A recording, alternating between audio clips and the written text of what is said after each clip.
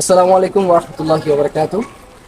যারা জিনজাত আক্রান্ত আছেন অবশ্যই একটা মৌসুম চলতেছে এখন বৃষ্টির, আপনি অবশ্যই বৃষ্টি পানি জমানো শুরু করেন ছাদে বা যেভাবে পারেন। একটা ড্রাম নিয়ে প্রয়োজনে ছাদের এক সাইডে রেখে দিলেন।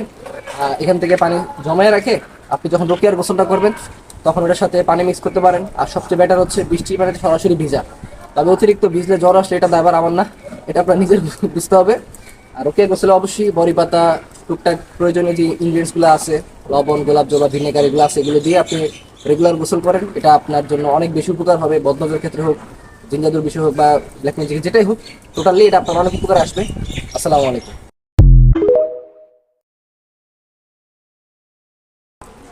আসসালামু আলাইকুম ওয়া রাহমাতুল্লাহি ওয়া বারাকাতুহু।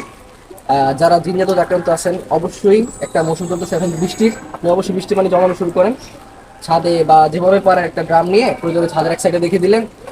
এখান থেকে পানি জমায়ে রাখে আপনি যখন রোকিয়ার গোসলটা করবেন তখন ওটার সাথে পানি মিক্স করতে পারেন। আর সবচেয়ে বেটার হচ্ছে বৃষ্টির পানিতে সরাসরি ভিজা।